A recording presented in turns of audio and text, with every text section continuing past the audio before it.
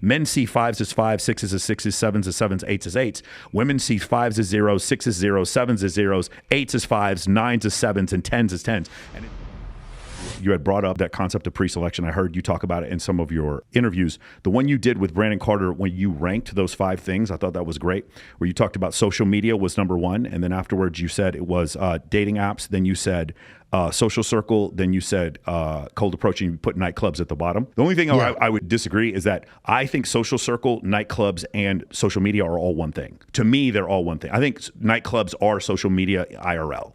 Does that make sense? It's just a little different. And nightclubs, if you don't get on top of them, they get on top of you. Nightclubs are made to on poor men. That's what they're there for. They're made to put you in the dance floor and look at the rich guy and then make you feel like because he's got all the hot girls with him. That's what they're there for. But if you use them to your advantage, all that loud music and those ropes and all that kind of stuff, it like all the girls give all their attention to like this small group of men that are in the DJ booth. Do you understand what I'm saying? I think that is the accurate definition. And the reason why I'm kind of shitting on the nightclub is because I don't think men understand what the game is. Like you just mentioned, it's the perfect way to shit on the poor guy. Yeah. Guys think that they actually have a fair shot in a club. Yeah. And I do agree. If you to become that successful guy, bro, the clubs this is like pre-selection on steroids. Yeah. Now I have money, I got a little bit of status, I can get a table, I look good, I got friends, I got girls with me. I can create my status, like you said, IRL, in real time. A lot of guys don't understand that's what they have to do to be successful in clubs. Yeah. So they go to clubs, they sit around, they wait for a girl to look at them, and then they maybe go up to her, they don't have success, and then they wonder why. What I would say is, instead of maybe jump to the club yet, go build yourself up as a man. Yeah. Make yourself something.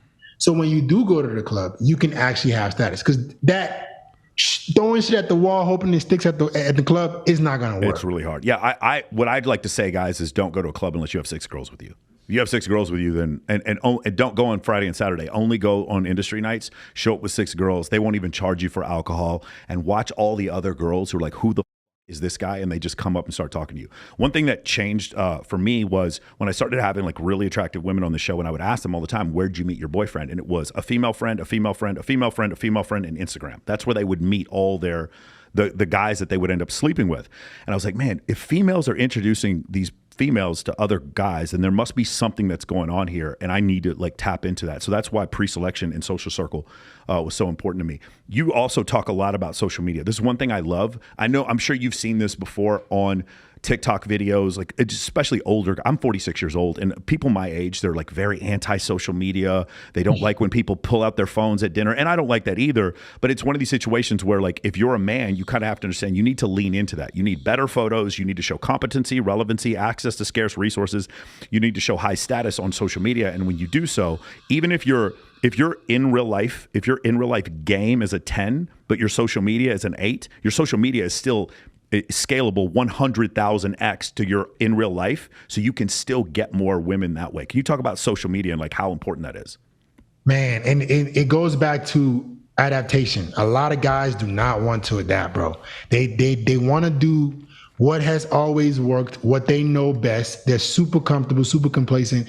And I think that's the perfect point you just made. You have to lean into this. This is a new game. It's a global dating market. The girl at your job that you think is a 9 doesn't just have access to you. She has access to every celebrity in your city, every celebrity that comes to visit your city, because guess what these dudes are doing? They're DMing her when they come to the city. So you're now competing with the top echelon of men. Like you mentioned, you got to be able to show competency. You got to be able to show that you have access to things that will improve this woman's life. Yeah. Being an average dude will never work anymore. Yeah. Like you're not going to compete. You're going to get crushed. Like you have to improve your social media. You have to give yourself a shot.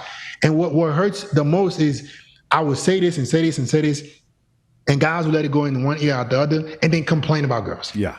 And then whine and then say, oh, well, women are this, women. I'm like, bro, you have to compete. Women are never going to feel sorry for you. They're going to always pick the best guy they can get. They're hardwired to do so.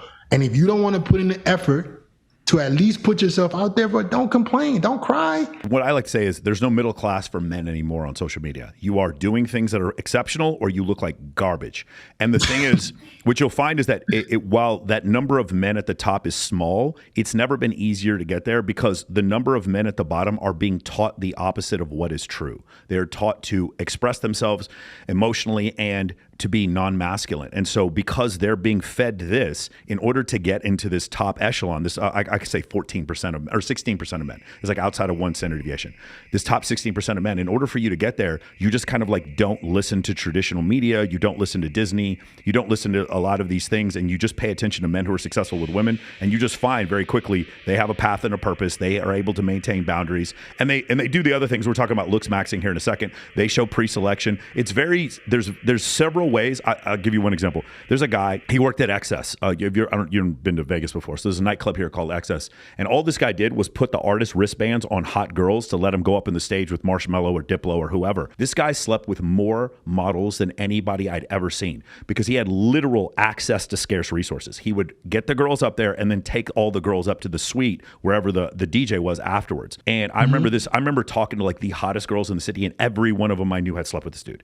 And it was just one of these simple things where it's like there's no middle class. There's no like a 5 dude doesn't get a 5 girl anymore because that 5 girl she uses FaceApp and Facetune and she gets invited to the Maxim party, or she's at Bilzerian's. Well, Bilzerian would not let 5s come to his party, but you understand what I'm saying.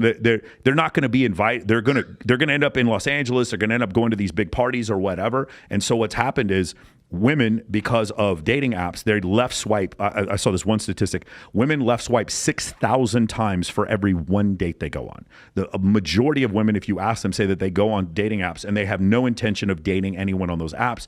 And it's just like this massive waste of time. And I don't know if you've seen this other TikTok of this guy who right swiped 1 million times, went on 2 dates and had 0 sex.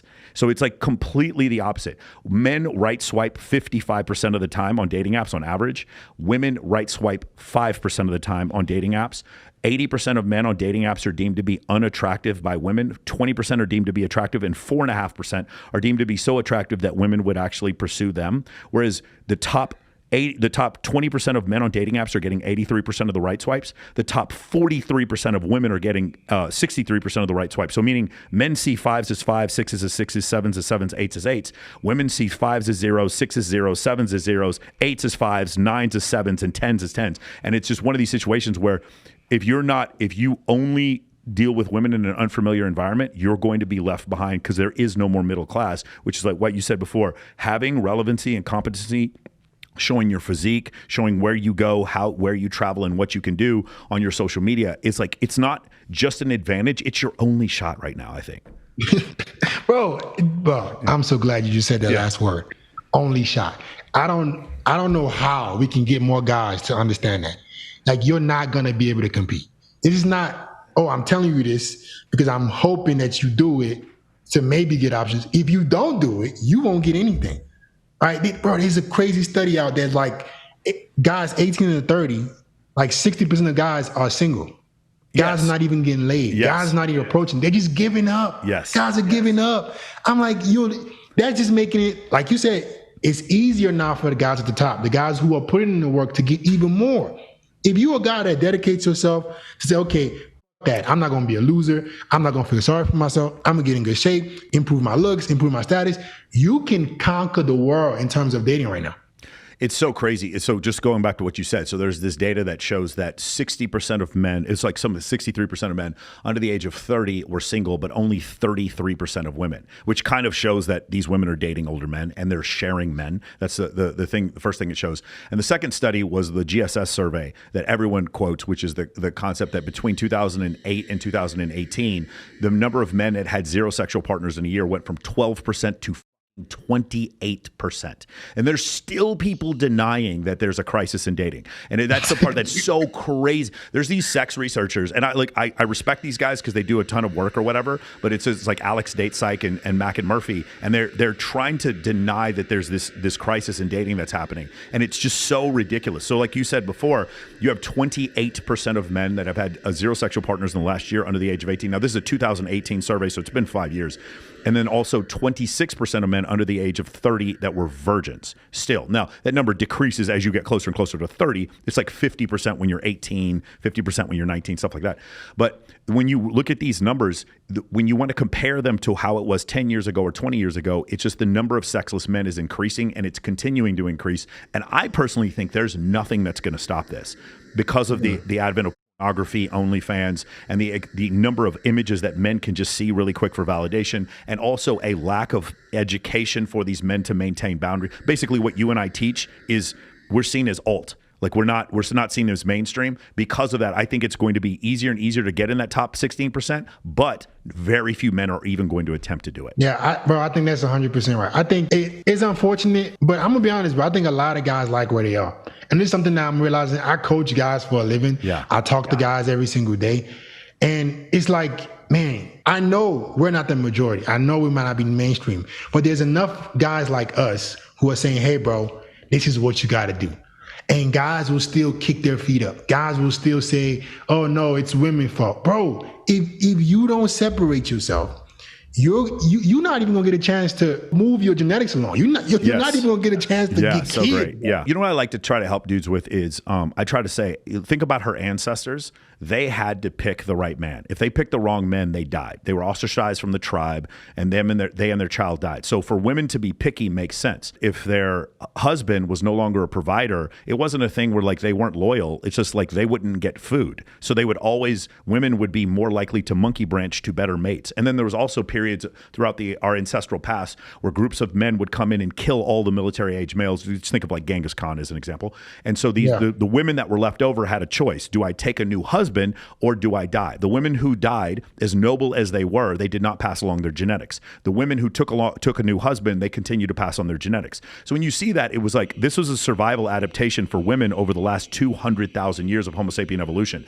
If that's the case, you can't hate them for that. Just like me as a man, my body knows if I have sex with multiple female partners, the likelihood of me bearing children with multiple women is higher. Therefore, my genetics get passed on because I can get multiple women pregnant one time, but a woman can only get pregnant by one man. And so these are evolutionary adaptations. No one is to be blamed for this. Does that make sense? Yeah. It's one of these situations. So when you do that, you're like, okay, I don't hate women. It's just it's like getting mad at an alligator who attacks a chicken. Like that's what he's doing. The scorpion who ends up stinging the frog. That's what a scorpion does. That's how evolution made it. So when you come to that realization, that kind of for me, that helps take away some of the edge off it, right? You want to blame them, but you kind of come to the realization that they're subject to their genetics just like we are.